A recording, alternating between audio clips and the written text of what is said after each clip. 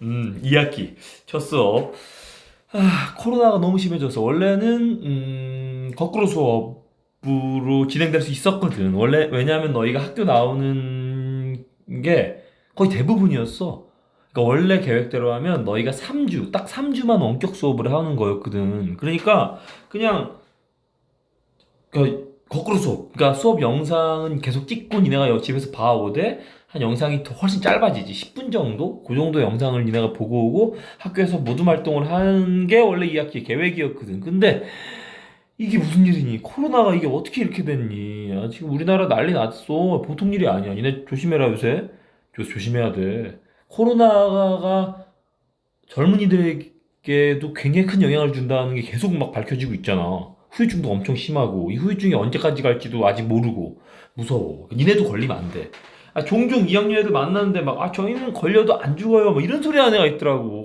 나 진짜 아침밥에다가 개념을 말아먹었나 봐. 왜 그러는 거니 도대체? 그렇게 생각하면 안 돼요. 야, 코로나 걸리면 안 돼. 야, 자, 2학기 시작해보자. 시작해보자. 그래.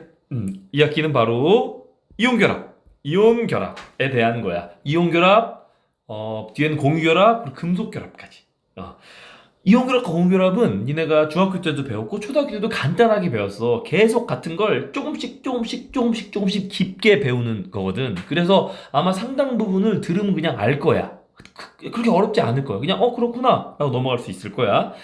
따라와 보려무나. 가보자. 뭘 배우냐? 뭐 화학결합은 어떻게 이루어지는가? 그 중에서 이온결합은 어떤 특징이 있고 이온결합 화합물은 또 어떤 성질을 가지는가? 뭐 이런 것들에 대해서 배울 거야. 차근차근 따라와 봐. 같이 한번 해보자. 자, 먼저 이온결합 관련해서 화학결합의 전기적 성질에 대한 것부터 얘기해 볼 거야. 한번 읽어봐. 그래.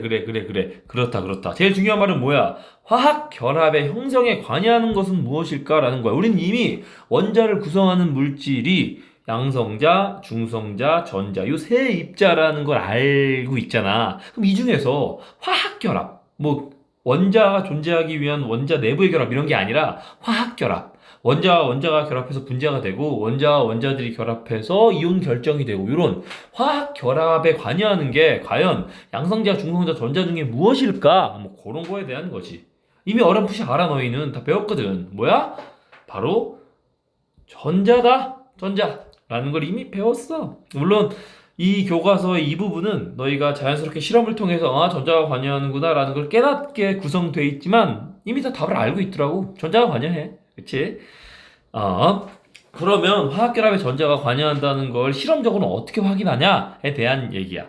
해보자. 먼저 염화나트륨. 나트륨? 염화나트륨? 염화나트륨. 이 염화나트륨 용융액의 전기 분해를 통해서 화학결합에 전자가 관여한다는 걸 알 수 있거든. 간접적으로. 보자. 한번 어떻게 이 실험이 어떤 건지 한번 보자. 고체 염화나트륨. 염화나트륨은 소금이랑은 달라. 그러니까 소금의 대부분이 염화나트륨이긴 하지만 소금이 곧 염화나트륨은 아니야. 그치? 소금에는 염화나트륨도 들어있고 염화 마그네슘도 들어있고 막 혼합물이거든. 근데 그 중에서 염화나트륨이 거의 대부분이라서 우리가 소금과 염화나트륨을 이제 혼동했었는데 사실은 완벽히 같은 건 아니야. 알겠지? 아무튼 순수한 고체 염화나트륨이 들어있는 도가니 뭐 이런 걸 도가니라고 불러. 이런 거 도가니 그래.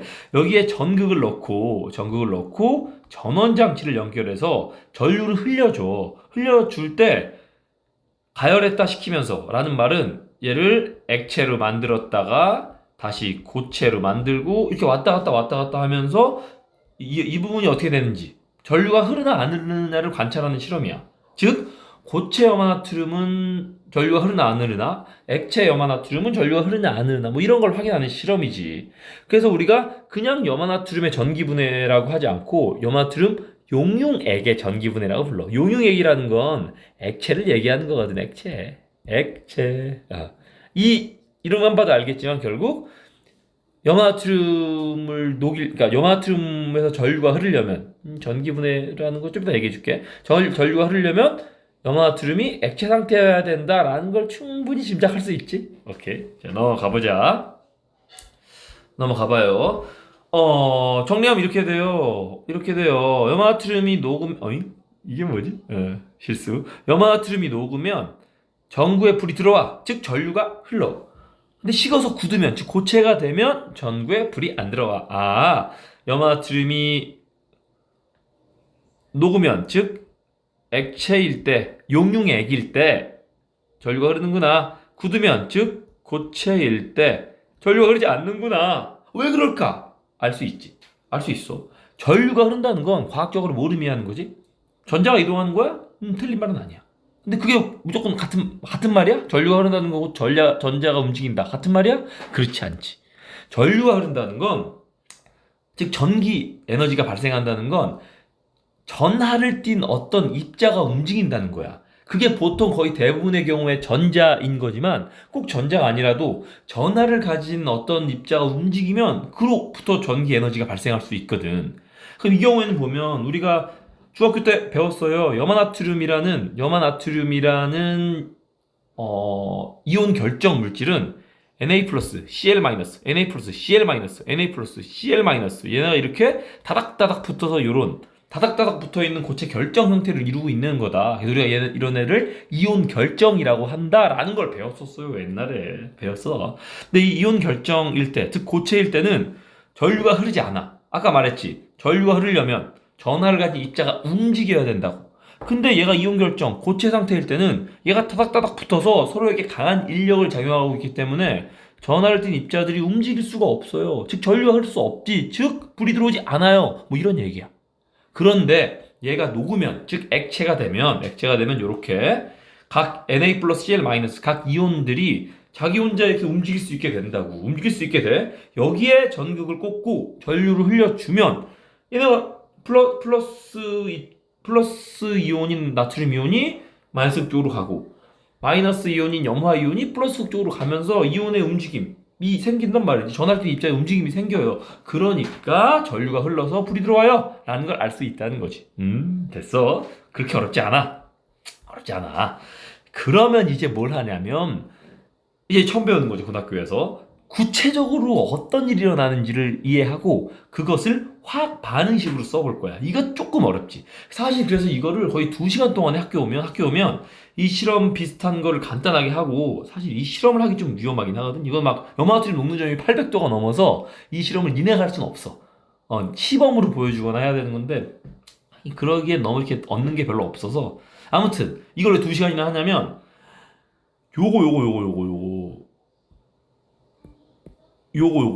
여기에서 플러스 마이너스에서 구체적으로 어떤 일이 일어나는지를 알고 반응식 쓰고 이걸 조원들이랑 논의하고 이 과정을 니네 스스로 하게 하거든. 원래는 그 과정 시간 좀 오래 걸리고 완전히 이해하려면 난 보통 1시간에서 1시간 반은 잡아.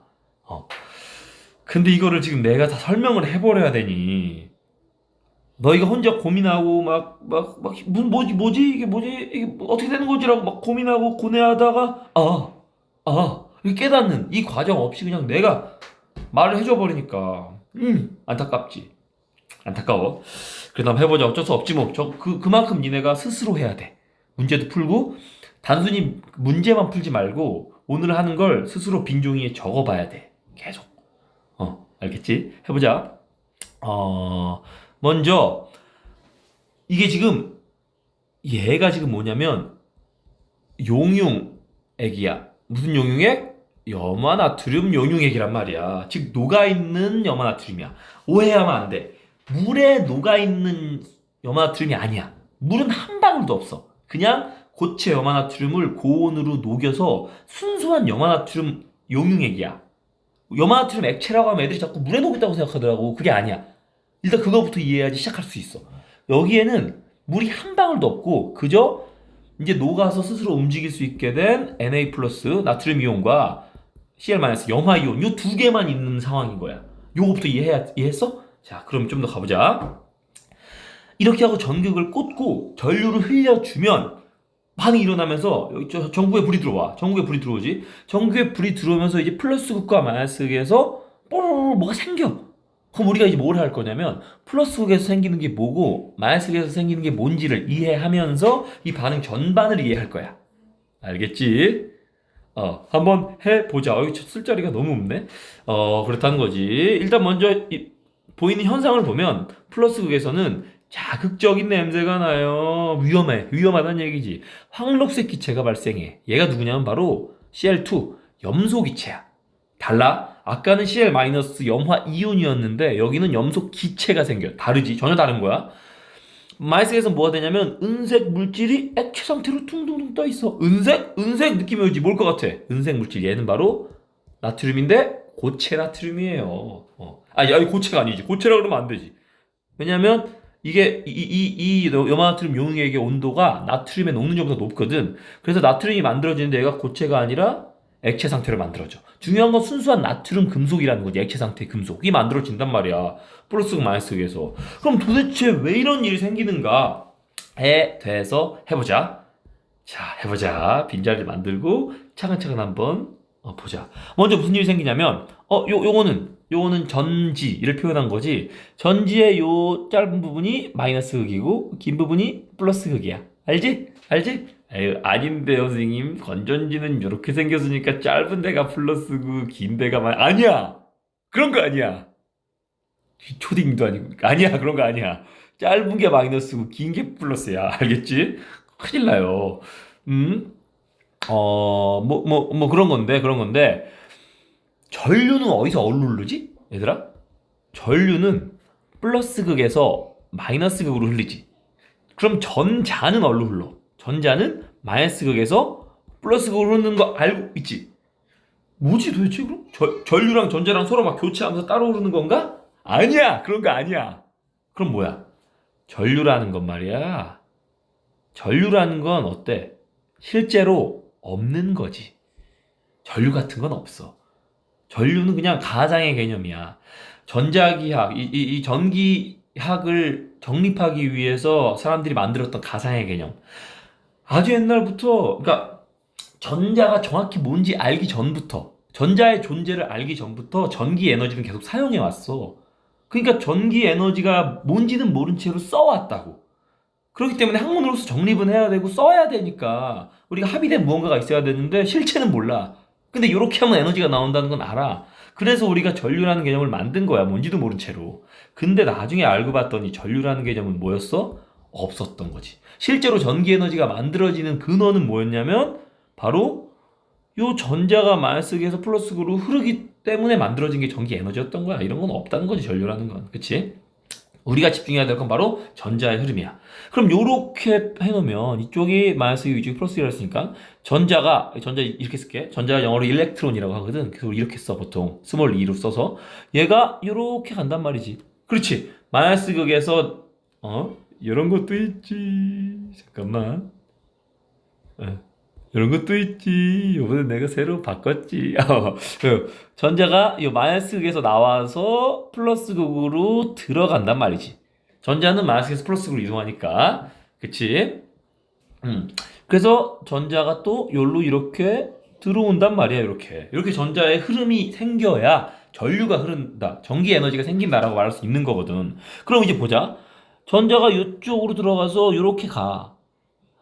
회로가 연결되려면 전류가 흐르려면 그러니까 전기 에너지가 만들어지려면 요렇게 간 전자가 여기서 멈추면 안 돼요. 회로가 끊어지면 전기 에너지가 만들어지지 않아. 즉 쭉 간 전자를 누군가 받아줘서 전자의 흐름을 끊지 않아줘야 될 거 아니야. 그럼 누가 받아줄까에 대한 얘기지. 누가 받아줄 것 같아? 여기 지금 얘는 뭐라 그랬어? 얘는 지금 염화나트륨 용융액이야. Na 플러스랑 Cl 마이너스만 그득그득하다고. 그러면 누가 받아줄까? 마이너스 극에서 이거 내가 좀 눕혀서 써볼게. 마이너스 극에서 이렇게 쓰기 어려워. 마이너스 극에서 전자를 누가 받아줄까? 누가 받아줘? 지금 물속에 물이라고 말하면 안 돼. 용액 속에 있는 거라고는 얘랑 얘뿐이야. 그럼 전자를 누가 받아줄까? 당연히 전자가 부족한 얘가 받아주겠지. 그래서 마이너스 극에선 내 글씨를 이쁘게 쓸 수가 없네. 얘가 잠깐만 다시 한번 좀 더 이쁘게 하면 이게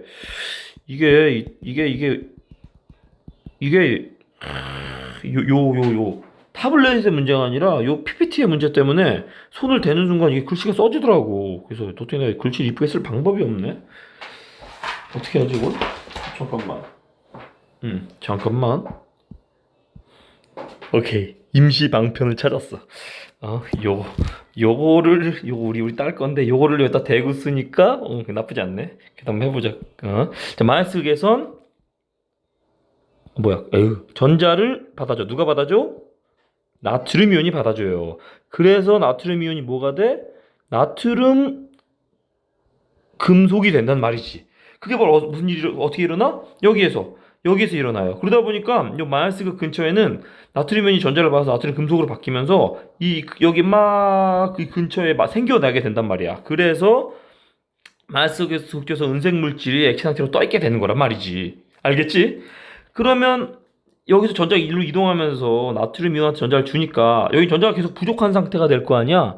그럼 그 부족한 상태 전자가 계속 부족하면 회로가 끊겨버리니까 계속 누군가 전자를 공급해 줘야 될 거 아니냐? 그렇겠지? 그럼 전자를 누가 공급해 주냐? 당연히 플러스에서 누가 전자를 공급해 줘? 당연히 염화이온이 공급해 주겠지. 염화이온은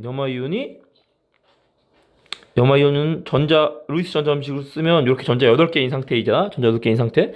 얘가 원자가 전자가 7개인 염소가 되면서 전자를 이렇게 방출하지. 뱉지. 그럼 바로 요 전자가 이렇게 계속 가는 거지.